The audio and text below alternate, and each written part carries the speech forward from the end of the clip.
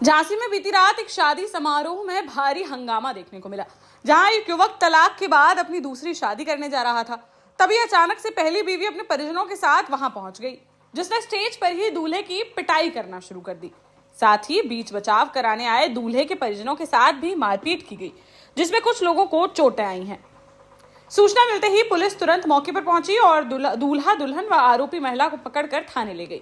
जहां जब दूल्हा व उक्त महिला के आरोपों की जांच की गई तो उसमें दूल्हा सही पाया गया, जिसके बाद पुलिस की मौजूदगी में दूल्हे की दूसरी शादी कराई गई।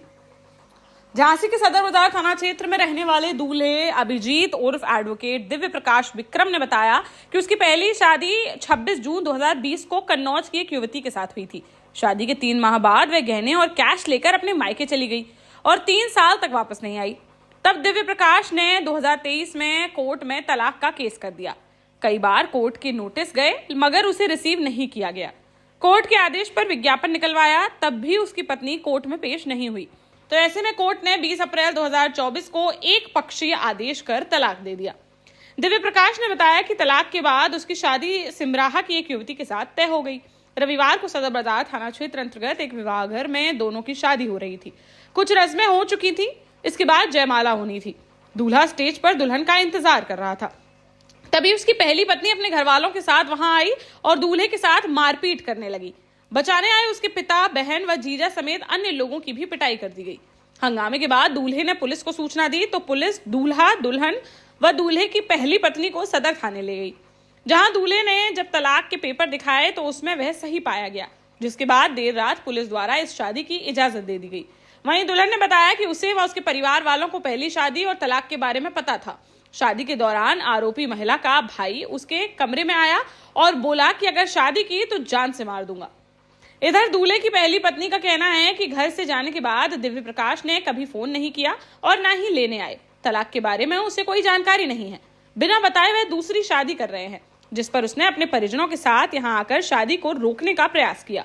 सीओ सिटी रामवीर सिंह ने बताया कि दोनों के पेपर देखे गए, जिसमें दिव्य प्रकाश सही पाया गया, जिसके बाद उसकी शादी करा दी गई।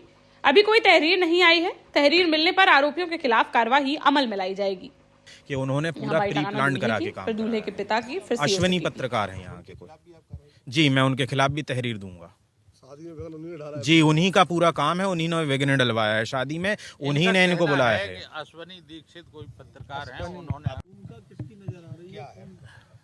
नहीं, ऐसे हम किसी पे आरोप तो लगा नहीं सकते हैं, लेकिन इनको किसने सहयोग किया, किसने प्लानिंग बनाया, ये तो हमें नहीं पता।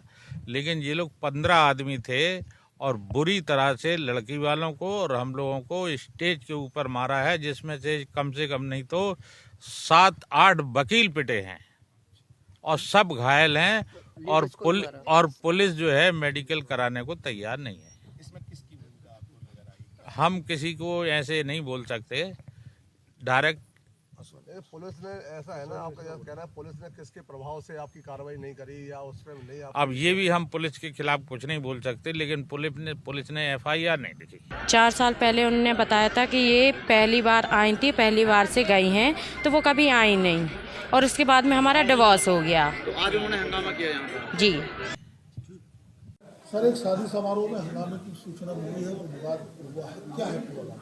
आज थाना सदर बाजार में 112 के माध्यम से एक सूचना आई कि एक शादी समारोह हो रहा है, उसमें आपस में झगड़ा कर रहे हैं। तत्काल मौके पर पुलिस पहुंच करके और दोनों पक्षों को वहां से लाया गया और ज्ञात करने पर पता चला कि जो अभिजीत उर्फ दिव्य प्रकाश, जो कि सिमरदा का रहने वाला है, थाना सदर बाजार, इसमें पूर्व में शादी हो चुकी थी। उसका तलाक 20/4/24 को हो चुका है और पूर्व पत्नी ने आकर के ये कहा कि मेरा अभी तलाक नहीं हुआ है, तो दोनों के प्रपत्र देखे गए तो लड़का पक्ष अपनी जगह पर सही पाया गया। अभी किसी तरफ से कोई तहरीर नहीं आई। तहरीर आने पर विधिक आवश्यक कार्रवाई की जाएगी।